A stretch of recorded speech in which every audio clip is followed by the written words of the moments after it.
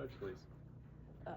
Sarah brought the belt to the presser. I wanted to ask you more about how that tradition started back at Glenville State, and just how has that helped you, or have you seen that benefit to recognize players in smaller efforts? Yeah, we did it when I was a player, and we always really liked it. We always kind of fought over the belt, and I know a couple other schools that do that as well, and so we have a couple little trinkets and toys that we'll give out just for selfless things, for really effort-based plays, and she was proud of it and was wearing it around the arena and took it in, and so that was cute.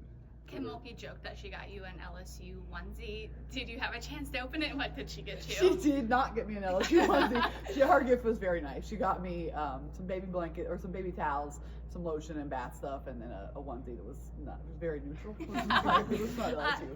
She said it was a conversation back in the days she had with Pat Summitt that kind of encouraged her to want to continue to do these things.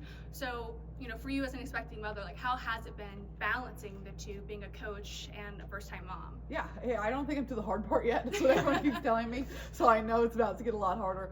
But Kim was great. She was just so inspiring and supportive about being able to do both. And to be able to get advice like that from somebody of her caliber was really amazing.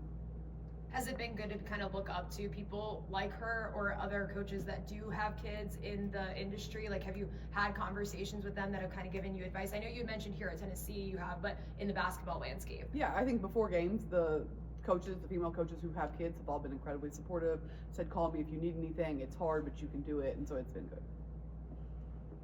How are you feeling, and is there a plan? It feels like maybe you're due kind of soon. Yeah, any day now there is a plan, but we're not going to share it. Okay. The hand grabber when Sarah Puckett, so is that not what you want to call it? So, and first and foremost, it's the Hamburglar from McDonald's, but they're so young that they don't know what the Hamburglar is. And I was going to interrupt her and go off and say, you are too young to not know what the McDonald's toys are, but no, it was the Hamburglar. But I saw your face, I was like, I don't think that's what you that's call not it. it. Right. You mentioned on the radio that you felt like the defensive pressure wasn't consistent enough. It felt like there were times maybe in the press where their traps didn't come, or could you expand on that? Yeah, I think we were just a little bit lethargic the whole game.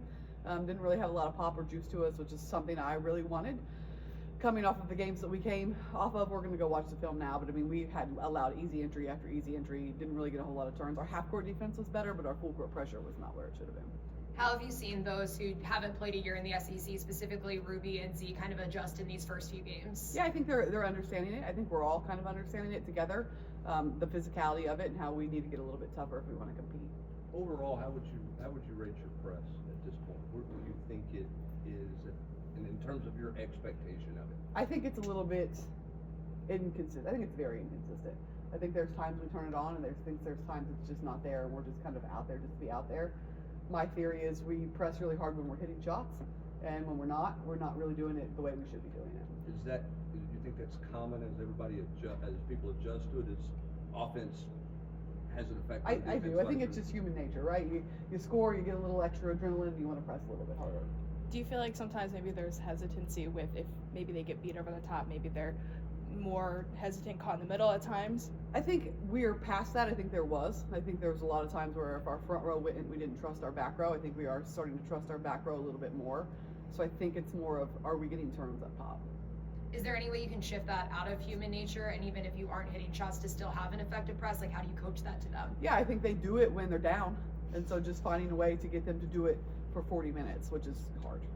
How would you maybe evaluate the offensive rebounding? It seemed like there was an opportunity for that margin to be a little bit bigger against Arkansas type of team, but is it where you wanted it to be? No, I think it still could have been better. I think it needs to be better, especially as we play Mississippi State. I think they only allow 8 offensive rebounds a game, so we really just need to make sure we hone in on that today at practice.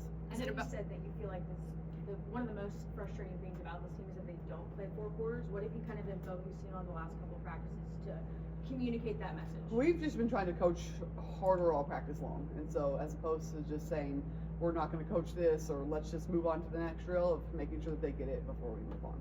How have you seen them respond to that harder coaching, especially as the slate is? They can take it. They can take hard coaching. There's no reason they have been able to from the very beginning. Talked about Talasia being aggressive, finding your spots. You feel like that was more so what you were looking for against against Arkansas? Yeah, I think so. Hopefully she can build on that. What do you feel like is the next step for the offense at this point? I know Sunday it just felt like it was hard to really gain momentum in that area or feel really fluid? Do you see anything that sticks out about the next step for them? Yeah, I think we still need to score more in transition, and that's just identifying roles and having people that will run in transition and go get easier buckets, push pace a little bit more, because as we go, the half-court defense we're going to play against is going to get harder and harder, so making sure that we're making people guard us downhill. What's the challenge of this week as you kind of settle into the grind and the season? I mean, last week you had 2 top 10 teams at home, and it probably a little easy to get the juice. How do you make sure school's getting ready to start back? How do you get settled into the grind and make sure everybody understands the significance of every game you play? We just do it all the same. Every game we treat the exact same. When we're in a routine, we're in a pattern now, and they should be focused, especially when we're at home. Every game we show up and play hard. You've ran into several former players of Pat and coaches who have coached against Pat so far this season. Just any news stories that you've heard that they've shared? Not that I can think of.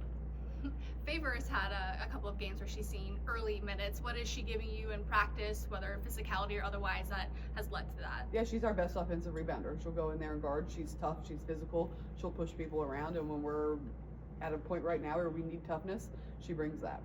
You mentioned the offensive rebounding in Mississippi State. What else stands out about them this week? They're incredibly talented. They're going to go in transition. Their half-court defense is really good, so it's going to be a really tough matchup for us. They also have a pretty, strong 6'6" center. Just how do you feel like your team has handled playing against post? I know Iowa, they did a decent job of limiting O'Grady, but just kind of how do you feel like your team has handled that challenge? We've done better. I think there is improvement since thinking back to when we played Middle and Liberty, and we were not good in the post. So I do think, especially Jill, I think we're doing better in the post.